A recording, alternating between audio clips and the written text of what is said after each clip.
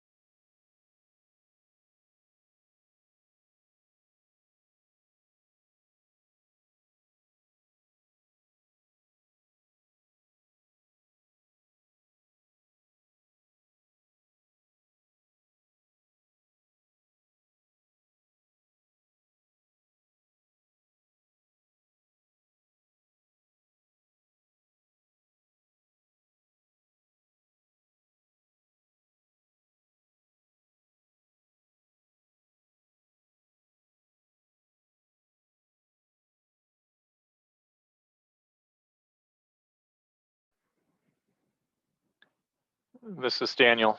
Yeah, so we're still having some folks jumping on the call. We'll get this show on the road here in just a minute or so. Thanks.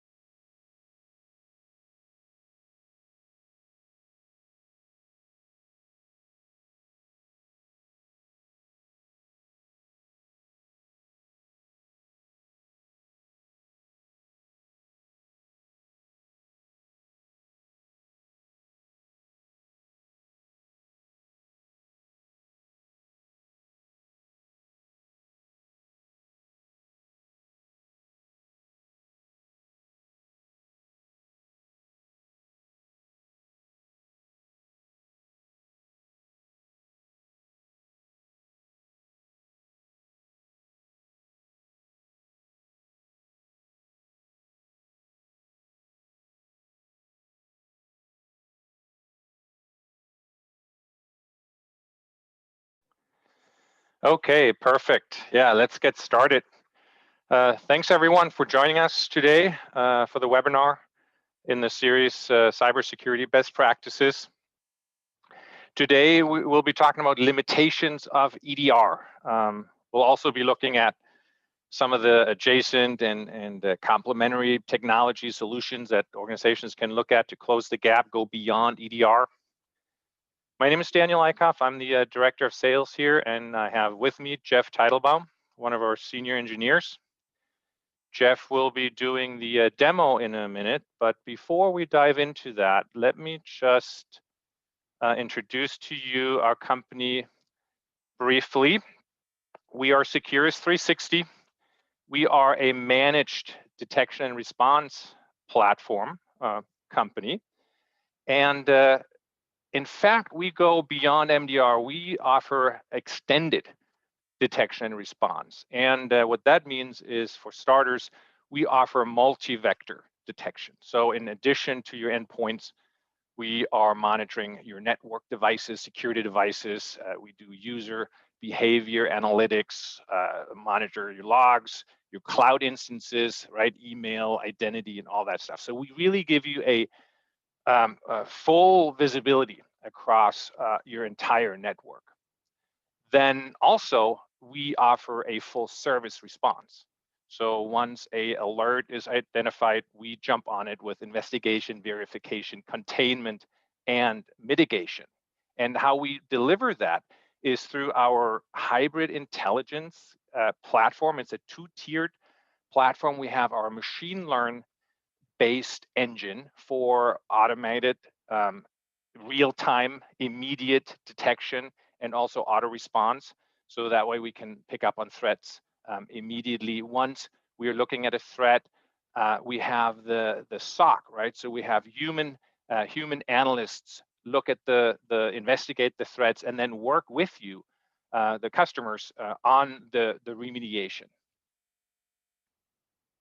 We analyze the data 3 different ways, right? We have thousands of rules and signatures, AV style, detect all known threats immediately. Then to identify attacks from known attackers, right? We subscribe to intel sources, right? We talk in NIST, CISA, MITRE ATT&CK, even Department of Homeland Security. But where it gets really interesting is where we are hunting for unknown threats from unknown attackers, right? So this is the new attacks, the 0-day stuff. That's what we do with our machine learning algorithms. We have 100 plus algorithms that are constantly learning your network, learning what's normal, and then we pick up on anomalies, and those could likely be threats, right? And that's what allows us to kind of look at the blind spot, right? So we have all these solutions that detect known threats from known attackers, even unknown attackers, right? As long as we know the threats, firewall type solutions. We have solutions that can pick up on unknown threats as long as we know the attackers, right? So we do all this, but in addition, where we shine is finding those new threats, unknown threats from unknown attackers. That's where the money is. That's where the risk is, rather, and that's what MXDR does.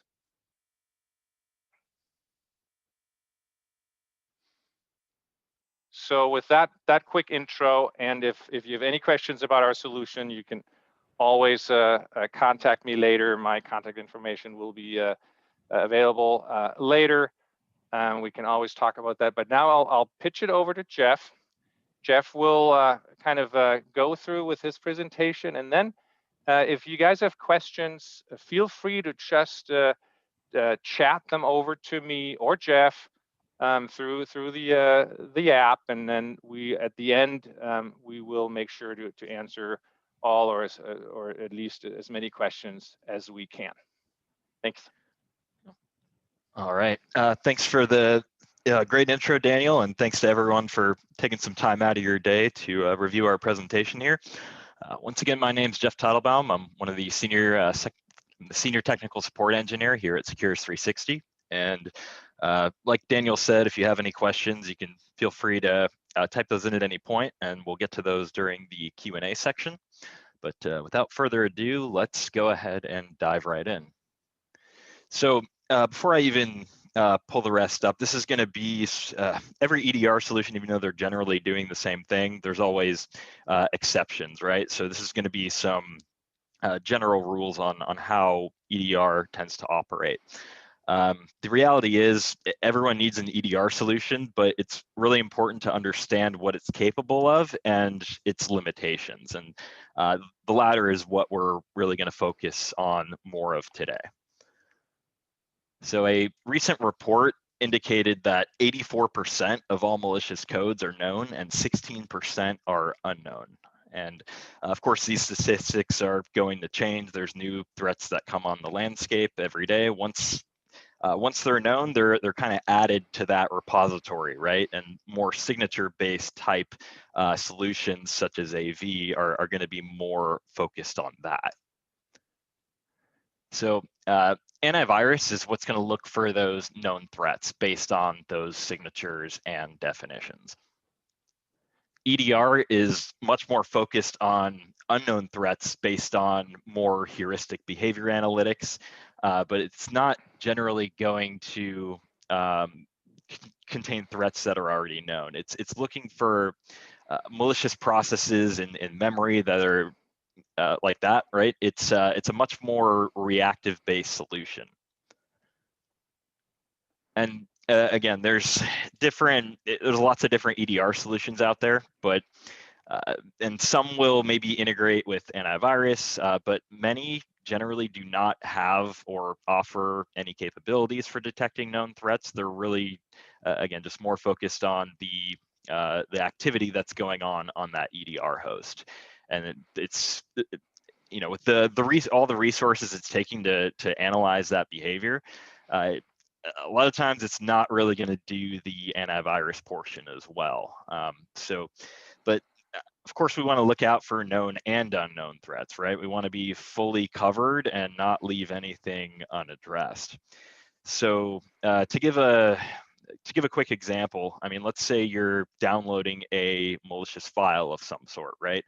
Unless there's some sort of behavior that tips off the EDR, it may not necessarily flag that, right? So you could have a malicious file sitting in your downloads directory, right? Now, if you execute it, if the EDR's a good EDR, it should pick that up and contain that thwarted immediately, right?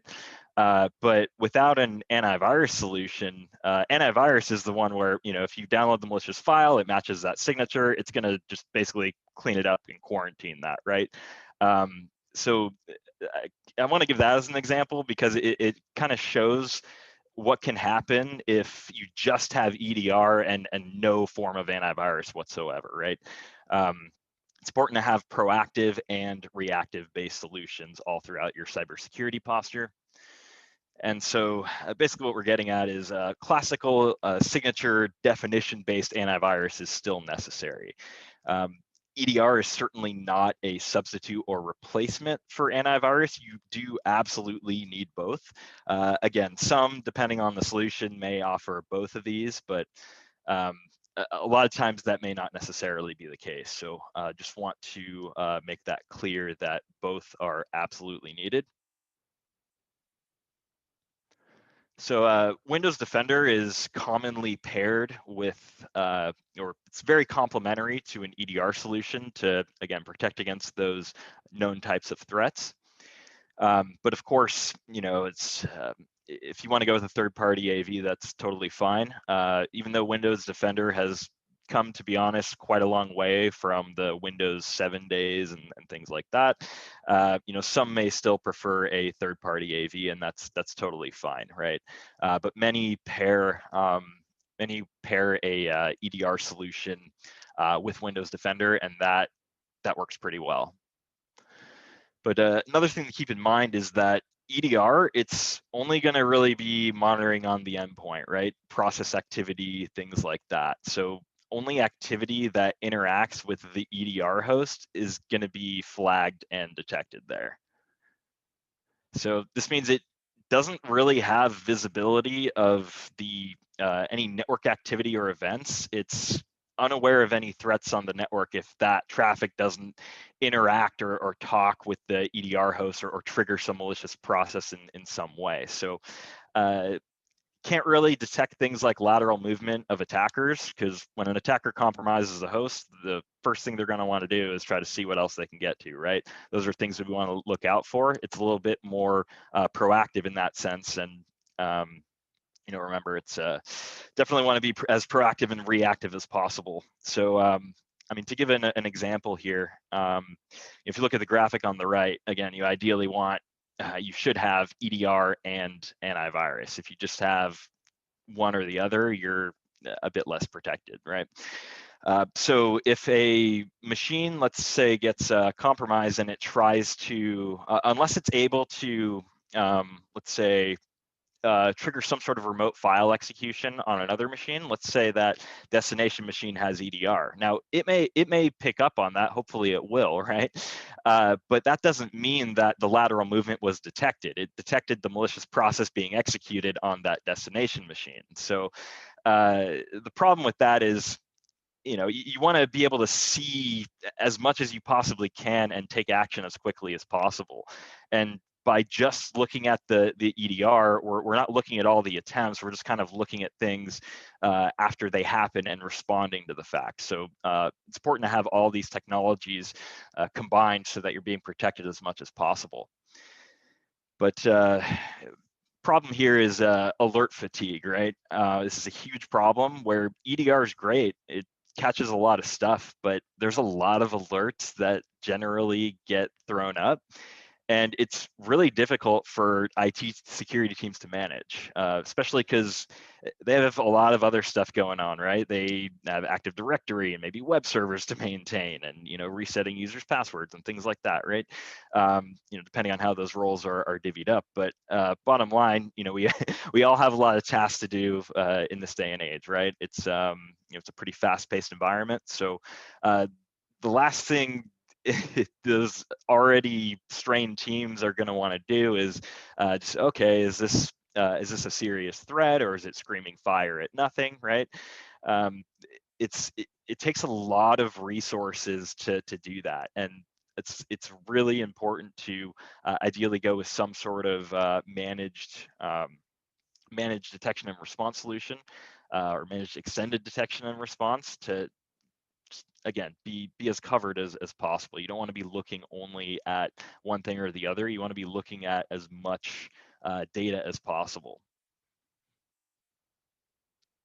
So we'll break this up a bit here. So again, as Daniel alluded to, we are a multi-vector solution, but this will go, generally, again, what we're mainly driving at is you want to be monitoring everything, right? So things like user behavior, serverless infrastructures, or cloud-based, right?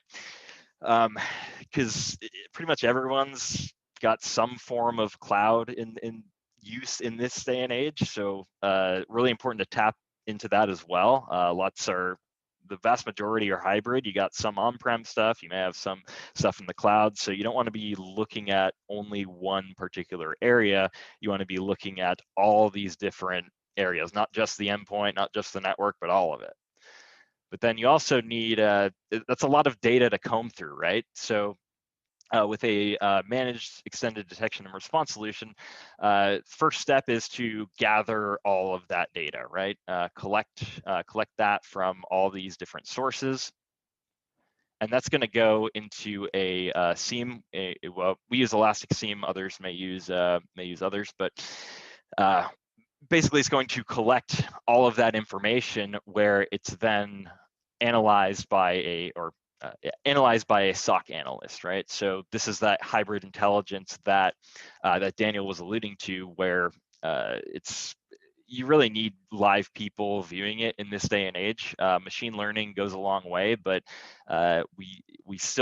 you still ideally want a human vetting all this stuff, right? And the idea is to really take all of this digging for a needle in a haystack or vetting false alerts. The idea is to take that off your team and alert you to only what actually matters. So that's where the machine learning and user behavior analytics come in, because as threats come in, and then you can respond to alerts saying, no, this is legitimate behavior, and it'll slowly build up over time, right? It's going to know based on past behavior, okay, this is legitimate, or this is illegitimate. Maybe we should probably flag this, right? And of course, we're going to be leveraging the industry standards. Again, as new threats come out, they're added to sort of this global repository of threats on the landscape, right? Things like MITRE are definitely good to tap into. All the latest CVEs that come out, we're going to be checking against that. Of course, CISA and NIST. And so what's really important is whatever solution you go with, whether it's us or someone else, that there's some type of alert silencer, right? We eliminate 95% of false positives, but it's through a proprietary silencer. But bottom line is, these alerts need to be, you don't want to dig for a needle in a haystack, whether it's your team doing it or the SOC analyst. You need some sort of machine learning or just back-end heuristics to silence what is not necessary to alert you on, right? You only want to be alerted for things that are actually a serious threat, and so you can make the most effective use of your time when it comes to trying to address those. So yeah, overall, that's a general picture of how this all flows together. It's because you don't want to just grab from one particular vector. You want to grab from all of these different ones, collect all of that data, have a SOC analyst team look at those alerts, and then only let you know what's actually a problem. That way your teams aren't strained, and they're not spending time just digging through a bunch of alerts that are screaming fire at nothing. They've already been vetted for you. All right, that was kind of a high-level overview, but if anyone has any questions, we'll go ahead and take a moment to address those. Yeah, thank you, Jeff. That was great. Yeah, so I have one question, and yeah, I mean, we have Jeff on the line. Take advantage of having a top expert here. Any questions you guys might have? Well, let's make sure they do. They're on the topic. Or any other questions? Let's take advantage of having Jeff, and yeah, shoot those questions over to me through the chat. First question, Jeff, that we have here is, hang on. Are you aware of any EDR solutions that conflict with Microsoft Defender, or do they all generally work with it? So yeah, you mentioned that earlier, Microsoft Defender. Yeah, okay. Yeah, great question. Personally, I'm not aware of any that conflict with that. Really shouldn't conflict with a more AV signature based solution like that. That's, again, it's going to depend on the vendor there, but no, I'm not personally aware of any that conflict with that. Okay. Here's another question. Devices have a client installed for EDR alerts?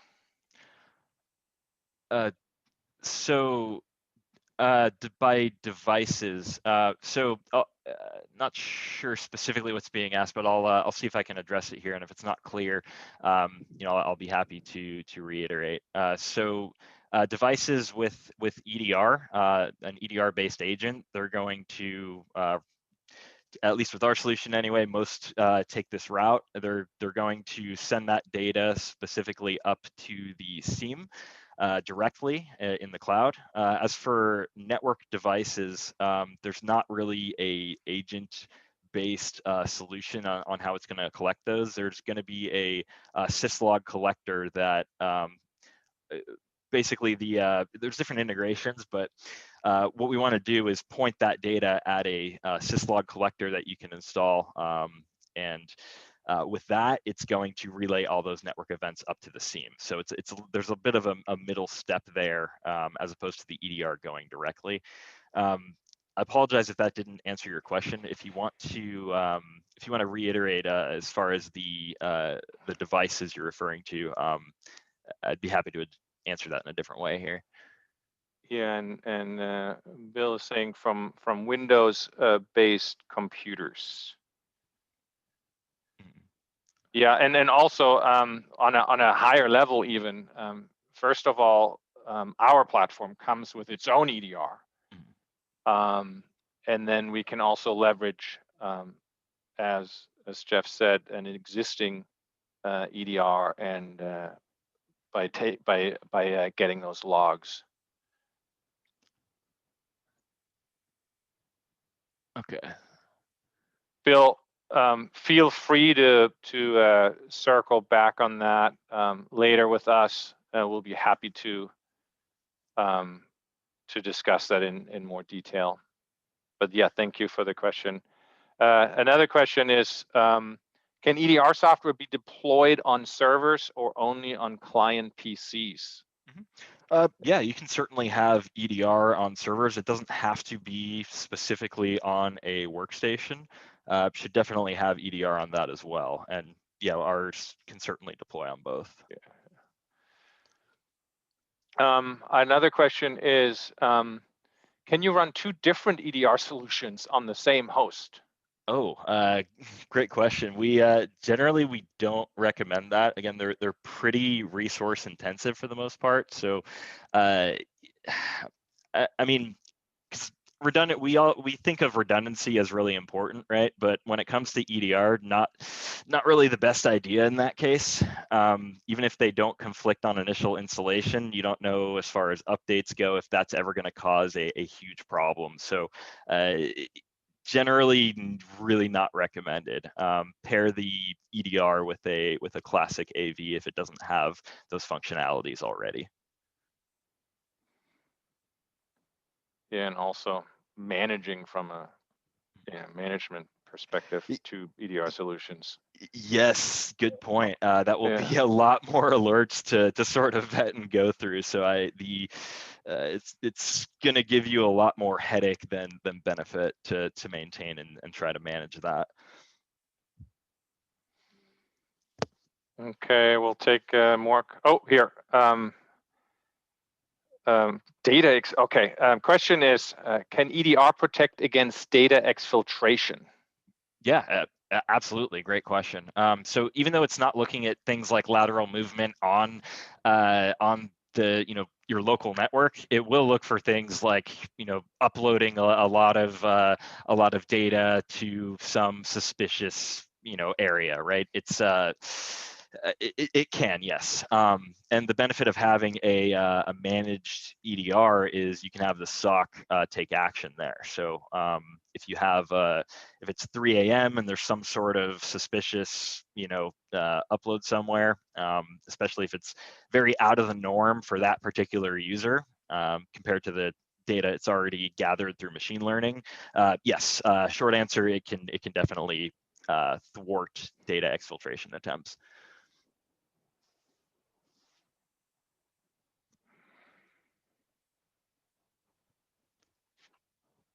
Right. Any other? Yeah, thank you, everyone, for those questions. That's good stuff. Any other questions? Now is the time. Oh, here, last maybe. We'll see. Then a question. Can your, I think that means your EDR software, can EDR software be overridden by the end user? If it can, it's not a great EDR, to be honest. It should be running with with very high level access. Ideally, you should not even be able to stop the Windows service of the EDR. If you can do that, then it's not a great EDR solution. You want that the client generally shouldn't be able to do much because if that host is compromised and the user can just willy-nilly, override the EDR or something like that, not really a good thing to deploy. So the user should not be able to turn that off from the client side.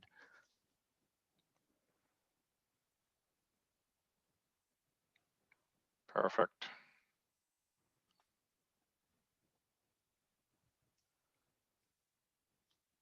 Thanks, Jeff, for your expert advice and expertise. Yeah, thank you. If there are no other questions, thank you, everyone. Jeff just bringing up our contact information for technical questions, follow-up questions on the technical side. Feel free to reach out to Jeff. Feel free to copy me or reach out to me for any sales questions for that matter. Feel free to give me a ring or shoot me an email. We'll be happy to look at your environment, look at your objectives, and work with you and see how we can improve your security and if there's any pieces we can add to make your organization more secure.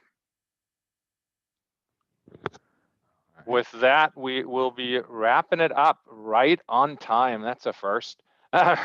Thanks again for everyone's time. I know everyone is busy, so we do appreciate it. Everyone have a great rest of your day, and hopefully we'll see you on one of our next webinars. Look out for communication. Next one is coming up in 4 weeks exactly. Thanks, everyone. Have a great rest of your day. Thanks, and out.